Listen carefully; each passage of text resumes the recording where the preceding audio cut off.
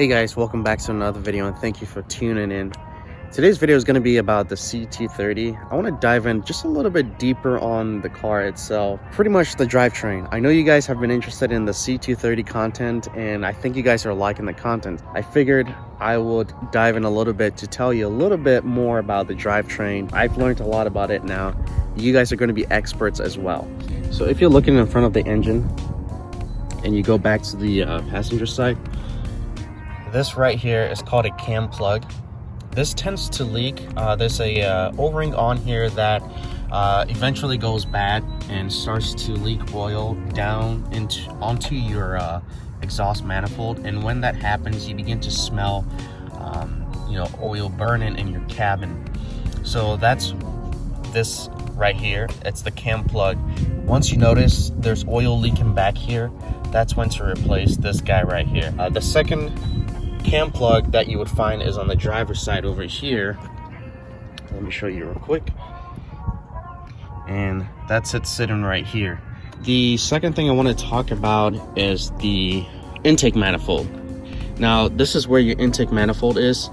These are notorious. The runner flappers breaking or snapping in half, and when that usually happens you would get a check engine light. I believe it's a P02006.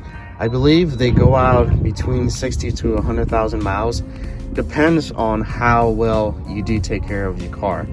Now these can last longer, and I want to show you exactly how you can really take care of it so they last longer. Let me show you the part where it leaks oil into the intake manifold and it makes it hard for it to work, which breaks the runner flappers. So looking back here, this is called the crankcase vent valve. Pretty much a good point to change that will be around 60,000 miles. They're fairly cheap. This is connected to this hose right here, which is connected to your throttle body, and the throttle body is connected to the intake manifold. Now when there's an O-ring or a section in there where eventually it expands, and when it expands it starts to leak oil into this hose and into the intake manifold.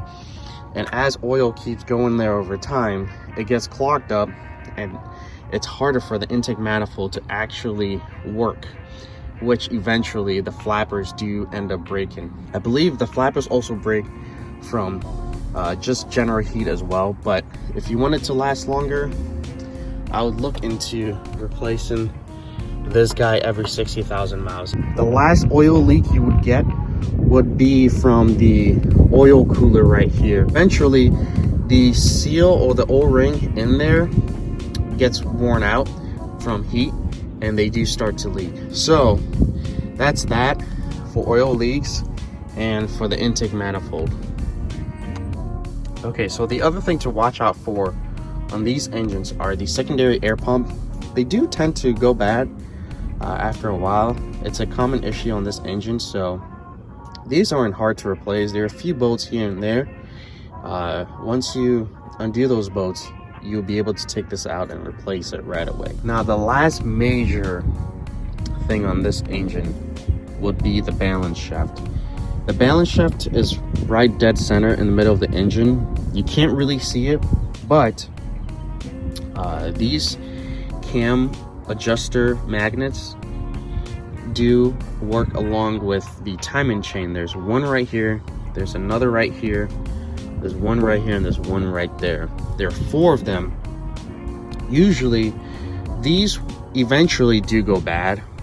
They do take a while for them to go bad, but once they do throw a check engine light, they are related to the timing. So these cam adjusters magnets, you do want to replace them whenever you do get the check engine light right away. The balance shaft over time wears out and they do become very rounded out, which causes timing issues, and with that you're required to pull out the whole engine out of the car and replace the balance shaft. So if you don't want to worry about that headache, cars between 2008 and upwards, the balance shaft doesn't have a problem, but anything up to 2007, the balance shaft was affected. My car is currently at 264,000 miles. I'm hoping the balance shaft was done at some point.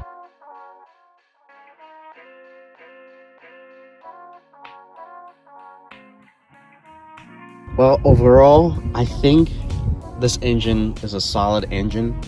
It's very smooth and I don't really mind it.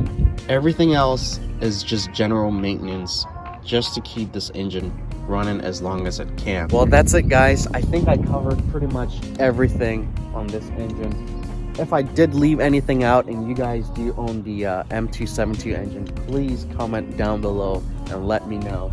I think this is going to be the end of the video. If you guys did enjoy this video, smash the like button. I'll catch you guys in the next video. Alright, take care.